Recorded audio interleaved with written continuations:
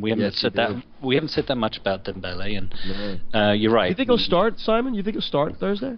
Well, Ben Taleb was unwell, and he's going to be off to the African Cup of Nations. And did he do enough? Was he on 15, 20 minutes? Did he do enough to make an impact? You could argue he did. Well, you've seen Stambouli his attitude now. seem right.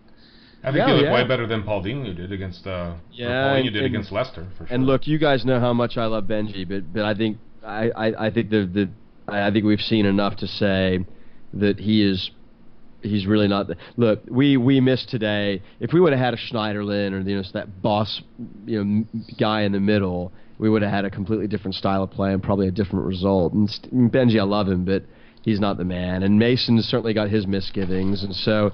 Said today, I wouldn't mind seeing Dembele start on Thursday. Yeah, I kind of think so too. Look, he's done what's been asked of him. He's played well in the times that he's been put in the squad. I agree. Fazio was immense today. It's probably his best game in a Spurs shirt. Yeah, very good. And Hugo was just absolutely. You've seen my hero worship on the Facebook page. I mean, he's unbelievable. He saved our bacon today. That save from Ashley Young. Oh my God. Ashley Young scored a very similar goal in a 3-1 win. It was probably 3 or 4 years ago at the Lane. I mean, it was a beautiful goal. I think Gomes was probably in goal that day. But that's the difference between the two goalkeepers. Yeah. I love Gomes to death, and he was a great goalkeeper and great servant for the club. But that was quality. You thought it was going out, and it was dipping right at the last minute. You're like, that's going in, and Hugo just found that extra spring in his step to push it round. And that watch was just his footwork on that video. Yeah. His footwork there is so sublime. I mean, look, he's not a big guy. What is he, 6'1", if that? Yeah. And his footwork is he's so technically sound. That was absolutely brilliant. His tackle on the line with Van Persie. I mean, Percy was world class as well. And we all thought, that's in. Oh, I know, right? It was ballsy, right, to not come off your line, just to sit there. Oh my God, I couldn't believe it. So I've spent literally since Christmas trying to convince my wife, because we want to have another child, and if we have another boy, I was like, how about Hugo? How about Hugo? I was like, how about Hugo Benjamin? And she's like, why those names? So I don't know. I'm keep on. Alternatively, there's a cat. Yes. Good name for a cat. Oh God. Hugo the cat. Yeah. So all right. So major changes. We're going to see Kyle back. We'll see Lamella back, and Davies starting left back now. I mean, we can all agree there. I believe. Yeah, and Hugo will stay in goal. Midfield changes. Yeah, obviously. Midfield changes.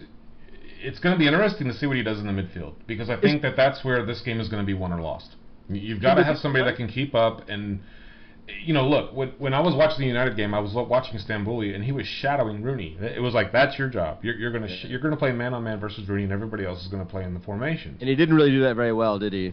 I mean, no, he didn't. I mean, he didn't. But Rooney's not on the score sheet either. So fair point. It's how you want to look at it, I guess, and it's how he wants to break it down. I don't think that in the midfield you're looking at any, outside the obvious with the guys on the wings.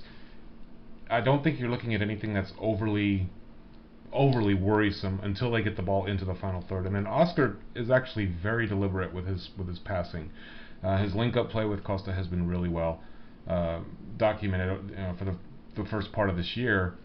Although Costa looked a little bit shaky today against Southampton, and it makes you wonder, is Pochettino going to take whatever it was Southampton was doing, and they ran a 4-2-3-1, I believe, and institute it into the game plan, and just like the Arsenal match at the beginning of the year, and maybe even Chelsea in the 3-0 loss, trying to catch them on the break, on the counter, and see what happens. I don't know if you can really press Chelsea like the way we like to press teams, but we may be looking to catch them on the counter. That's just what I feel. I just want to switch gears because I can. But because you're the chairman. One of the things I noticed today, obviously we were at the early game. By the time I got home, all the other games were kicking off. Big shout out to the Dallas Spurs, by the way, 20 in the pub at 6 a.m. Yeah, come on. Indeed, and Trinity Hall as well. Yeah. Those guys are brilliant. They did make a lot of money off us today with the kitchen, not even being open. Right. The Right. How classy is that? $2.50 unlimited coffee. Yeah, absolutely. Kudos to them. That's absolutely. That's so great. And that's why they're such a good partner pub for us. So big shout out to them. But going back to this thing that Van Hal said, and I'm not certainly putting any weight or agreeing with it, but there were a lot of tired limbs out there. All those games that were 0-0 at halftime or very lackluster in performance, and then look at all those red cards. Was that by coincidence, or was that because people were a little tired, a little worn out, a little careless? So I'm not a big proponent of the winter break like the rest of Europe does. I'm a bit of a lover of the traditional festive period. I think at some point down the road, though, it's going to change, and there will be a break, because we must be the only league in Europe that's still doing it. That's my 2 penneth on that. I don't know. I kind of like it. I like it. I'm not agreeing that we should have a break. I think at some point down the road we're going to conform. Hopefully UEFA doesn't make us do it, or FIFA, but it is nice to see some of those fixtures down the road that were Christmas Eve, Christmas Day, Boxing Day. I mean, obviously Christmas Day doesn't happen anymore, but Boxing Day, it is traditional, and I know a lot of people in this country don't understand Boxing Day, but it's a really big deal in England, and to have a full slate of games. But do we want to have a game 2 days later, and then 4 days after that, and then another 4 days after that? It does wear on those players at the end of the day. Sure. But again, they've been doing it for years, and the fitness levels and the modern sports science should allow for that. We're not the technical ones, whether we agree with Van Hal saying that it's been proven that somebody cannot recover enough to play 2 games in 48 hours. I don't know. We're not the experts on that, but you got to look at what happened today, and there were some pretty piss poor performances out there, and some very tired players making some foolish errors and paying the price. Was there 5 red cards in the Premier League today? Yeah, something like that.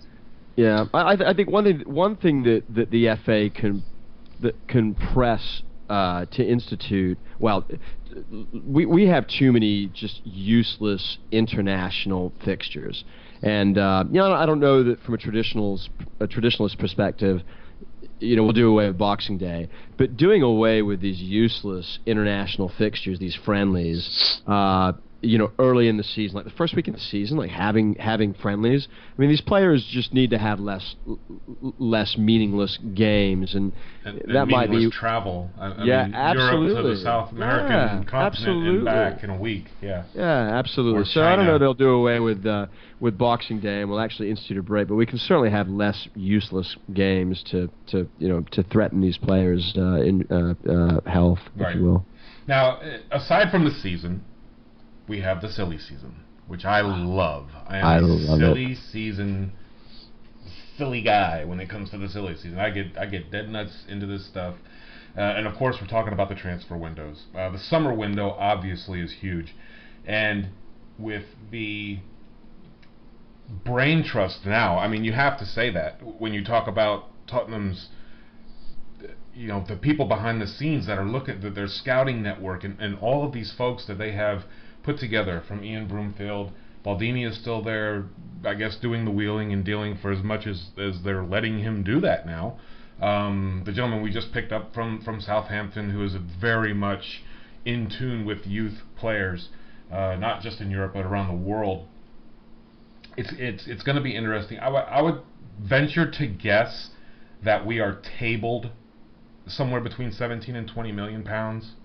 And then if we make any more money off of sales, that can go up. Does that sound fair for a winter window? It's obviously it's not the primo window. No. If you remember, Harry said there's no one wants to sell anyone, no one wants to loan anyone. It can be a complete bust. Yeah. But then you get those gems where there's a club out there that knows that they've got a player coming to the end of their contract and they don't want to lose them for nothing in the summer, so they work out a deal. I'm not sure how many of those are out there and how many of those are ready to fit into Podge's plans. Only Podge, Levy, Baldini, they know what they want to do, and it's left to the media to speculate and for us to salivate. Yeah. And be disappointed, because it's the hope that kills. Well, yeah, we have been disappointed. I think we're an optimistic bunch, but when we see what we get, and then they go out in the field, and it doesn't always happen, and we get upset about it, and we look towards the next window. So it's no secret that Podge has inherited some players that he probably doesn't want, and we will go into that in a minute when we talk about who we'd like to see offloaded and who we'd like to see join the club. But I think at the midway point of the season, if you have to evaluate what he's done, as much as we had that period there in October, early November, where we just hit a brick wall and couldn't do anything right, I think in recent weeks we've seen a glimmer of optimism within the camp. I saw some bright spark make some comment on Facebook today how the whole team came out together at halftime instead of dribs and drabs, and it's just those subtle things in the body language of the players that says we believe that this is working, we buy into this, and this is going to pay off for us. And you know what?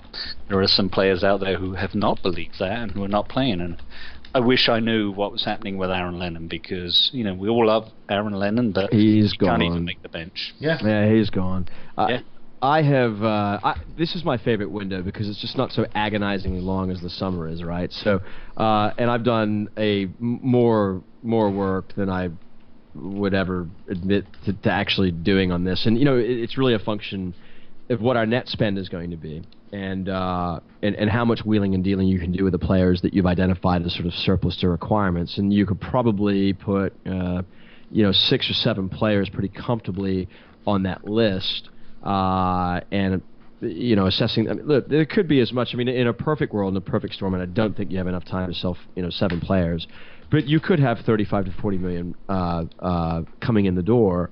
But you've got players that you're gonna. I read the other day that Vlad's maybe loan to own with Roma, and it's a fascinating short period of time. I think we'd all agree. If there's 2 glaring needs, what are they? I think it's central defensive midfielder and striker. There you go. I totally agree. So and to add to that we agree that we want players for the now. Like we're not looking to get some super young kid that's going to be talented in our future 3 years forward. We're looking for players that can come in, hit the ground running, help us try and win silverware, and get into a Champions League or no worse than a UEFA spot. Is that fair to say? Yeah, I'd agree with that. I would say to a degree. I think that we are going to be building a youth system that is going to be envied.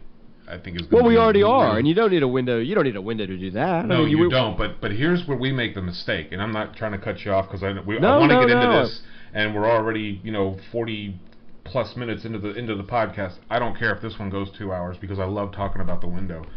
But you want to keep that thing stocked. Your 21-year-old stud is already ripping apart the Premier League. You need to have somebody behind him. And we were talking about Souleymane Koulibaly earlier today in the pub, and Shaq Colthurst, and some of these other young strikers. Are they really going to be the next ones to step up as Paulinho, as Soldado, and Adebayor, and the rest of them, exit the club eventually at 29, 30, 31 years old? They're not going to be running 13 kilometers a match, I guarantee you. So you need to find somebody who's got some talent and get them before they peak. The Berahino rumors are out there. Well, he started off like a ball of fire. Berahino isn't someone that you go get this year. Berahino is somebody that you should have went and got last year if you want him. And I think that having the network of scouts and talented behind-the-scenes people that look at these youngsters throughout Europe, we now have that opportunity. And I have mine, because I think we are going to go get somebody young. It may not be in the winter window, but it will be in the summer window, and I've got my list. Go ahead, Sam. No. Look, we could spend hours on this, and I look forward to having a hearty discussion when the brain trust here decides when we should do it. But yeah, I think we'd all agree we need a central defender. We need somebody in the middle that could have made a difference on matches like today, and that's probably the one player without question that if we go out and go buy, we're not looking for we're not looking for a young player. We're looking for that's definitely the position that we're looking for help now.